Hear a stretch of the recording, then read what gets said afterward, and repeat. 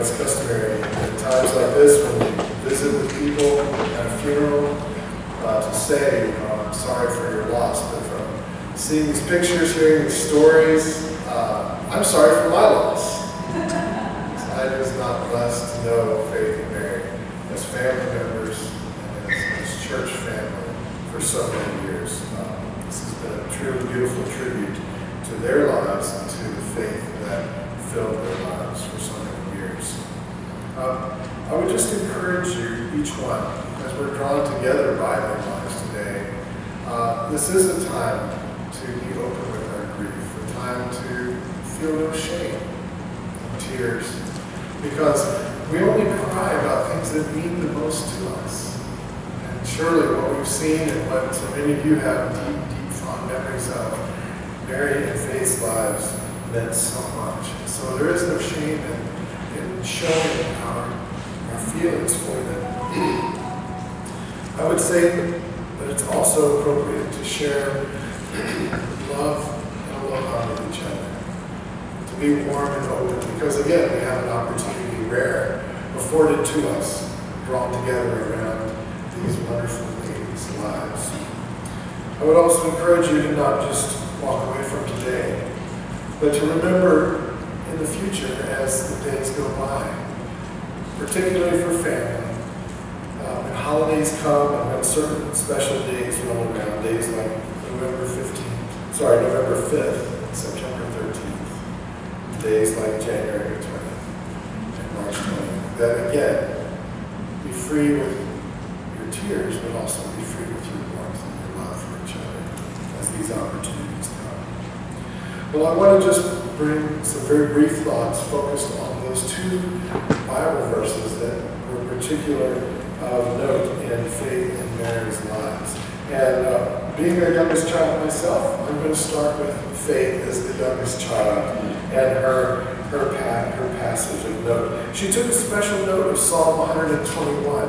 And you may not know this is known as the Traveler's Psalm. It's because pilgrims on their way up to the city of Jerusalem would sing this psalm as they traveled.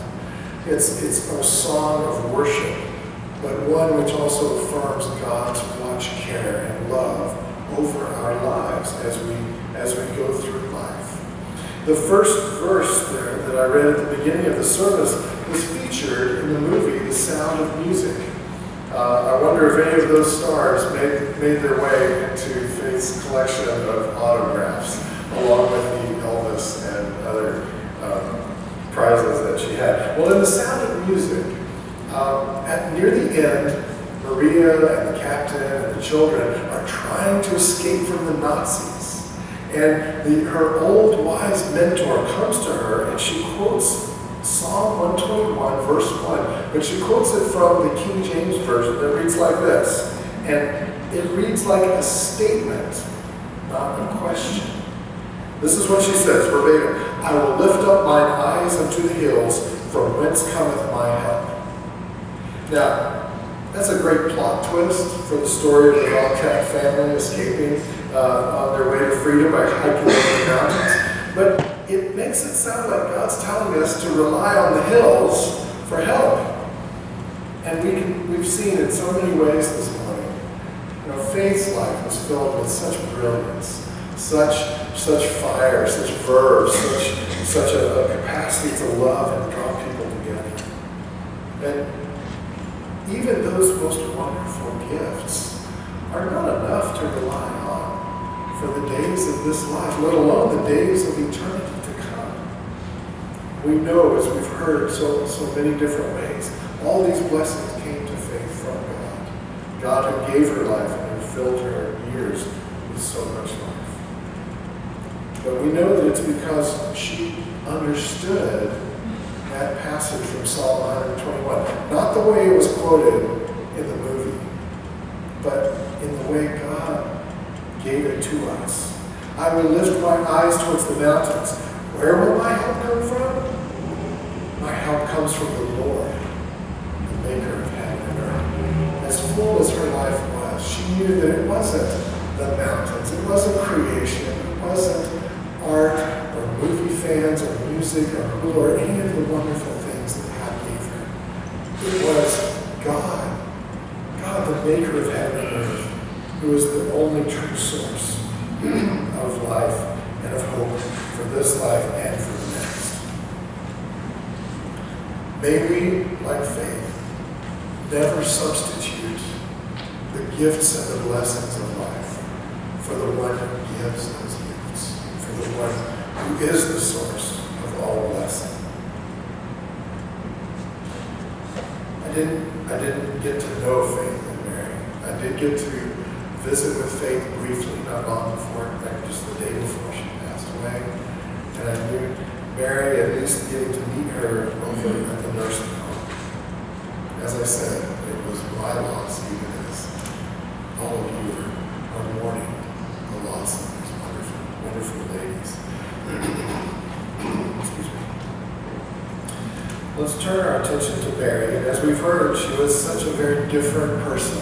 As Michael and Mary had said to me, if Faith was the life of the party, then Mary wanted to be the fly on the wall at the party. She was exemplified by a quietness, a contentment perhaps. She worked very hard and she showed great discipline in her life so that she could devote herself to the things that meant the most to her.